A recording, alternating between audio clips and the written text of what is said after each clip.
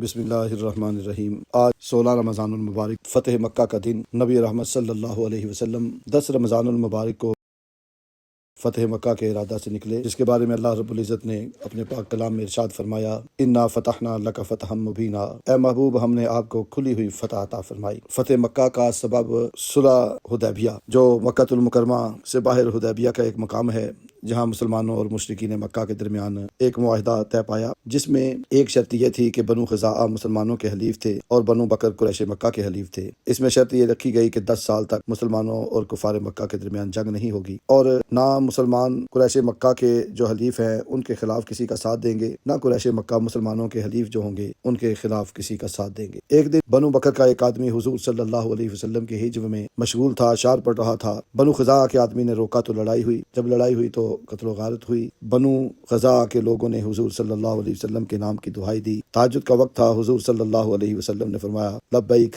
لبیک لبیک، نصرتا نصرتا نصرتا، تمہاری مدد کی گئی، تمہاری مدد کی گئی، تمہاری مدد کی گئی، میں حاضر ہوں، میں حاضر ہوں، میں حاضر ہوں۔ ام المومنین فرماتی ہیں کہ رات کے وقت کسی نے آواز تو دی نہیں تھی، آواز تو آئی نہیں تھی، لیکن حضور صلی اللہ علیہ وسلم کی آواز سن کے میں حیران ہوئی تو پوچھا، یا رسول اللہ کس سے فرما رہے تھے میں حاضر ہوں، میں حاضر ہوں، میں حاضر ہوں، اور تمہاری مدد کی گئی، تمہاری مدد کی گئی، تمہاری مدد کی گئی؟ تو آپ صلی اللہ علیہ وسلم نے فرمایا کہ مجھے بنو خزاعہ نے پکارا ہے، ان پر بنو بکر اور کفار مکہ نے حملہ کیا ہے اور ان کے لوگ جو ہیں وہ قتل ہو گئے۔ جب انہوں نے اپنے معاہدے کو توڑا تو اللہ رب العزت نے اپنے پیارے محبوب سے فرمایا، اے محبوب انہوں نے تم سے کیا ہوا وعدہ توڑا ہے، انہیں تمہارے وعدے کا پاس کوئی نہیں، اس کی پرواہ نہیں انہوں نے کی، اب قیامت تک ہمیں بھی ان کی کوئی پرواہ نہیں، اب ان کی گردنیں ہمارے آگے جھکا دو، اگر نہیں جھکاتے تو ان کی گردنیں کاٹ دو۔ حضور صلی اللہ علیہ وآلہ وسلم نے ارادہ کیا اور صحابہ کو اکٹھا کرنا شروع کیا، لیکن یہ نہ بتایا کہ ہم فتح مکہ کے لیے جا رہے ہیں۔ ادھر حضور صلی اللہ علیہ وسلم مکے پر حملے کا پروگرام بنا رہے ہیں، ادھر کفار مکہ کو یہ بات جو ہے وہ بھی سوجھ گئی کہ اب ہماری خیر نہیں، کیونکہ ہم نے معاہدے کو توڑا ہے، اور حضور جو اس کا جواب نہیں دے رہے، حضور کی طرف سے کوئی پیغام نہیں آیا، تو کام ہمارے معاملے کے بارے میں خراب ہے۔ قریش مکہ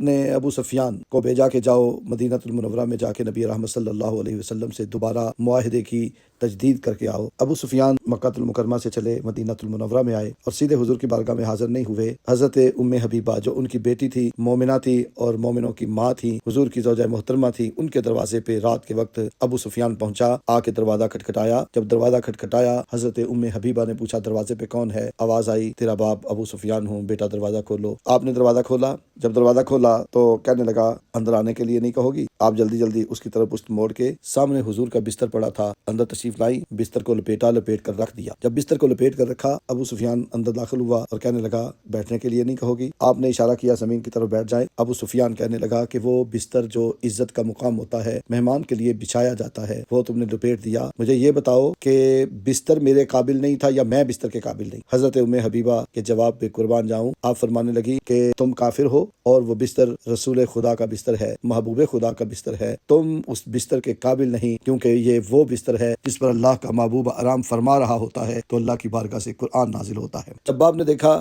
کہ بیٹی جو ہے اس طرح بات کر رہی ہے اور میرے لیے بستر بچھانے کی بجائے اٹھا رہی ہے، تو اس نے پوچھا کہ تجھے پتا ہے تیرا میرا کیا رشتہ ہے؟ قربان جاؤں حضرت ابو البیان پیر محمد سعید احمد مجددی رحمۃ اللہ علیہ کی ذات بابرکات پر، آپ اس واقعے کو یوں بیان کیا کرتے تھے کہ ابو سفیان نے کہا، تمہیں پتا ہے میرا تیرا کیا رشتہ ہے؟ تو آپ فرمانے لگی، ہاں مجھے پتا ہے، میرے ساتھ آپ کا رشتہ ابوت کا رشتہ ہے۔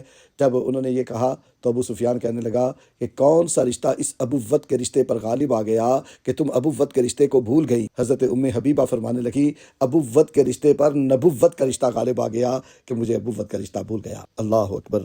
حضور تاجدار دو عالم نور مجسم صلی اللہ علیہ وآلہ وسلم سے سیدہ طیبہ ام حبیبہ نے محبت کا یوں اظہار کر کے اپنے باپ کو بتا دیا کہ ہم اسی کی عزت کرتے ہیں، اسی کا احترام کرتے ہیں، اسی کا ادب کرتے ہیں جو حضور صلی اللہ علیہ وسلم سے محبت کرتا ہے، آپ کا ادب کرتا ہے، آپ کا احترام کرتا ہے۔ اللہ رب العزت آپ کی ہستی پر کروڑوں رحمتیں نازل فرمائے، آپ کو اپنی جوار رحمت میں اور اعلیٰ سے اعلیٰ مقام عطا فرمائے۔ ویڈیو لمبی ہو جائے گی، لہٰذا اسی پر ہم اکتفا کرتے ہیں، اور دوسری ویڈیو کے اندر انشاءاللہ فتح مکہ کا باقی جو واقعہ ہے وہ عرض کریں گے۔ اللہ تعالیٰ اپنے محبوب رحمت للعالمین کا صدقہ فتح مکہ میں جو صحابہ شامل تھے ان کے درجے بلند در بلند در بلند فرمائے، اور انہیں اور عزتوں سے نوازے، اور اپنے قرب اور بارگاہ کی برکتیں اور معرفت اور اپنا قرب عطا فرمائے۔ آمین ثم آمین۔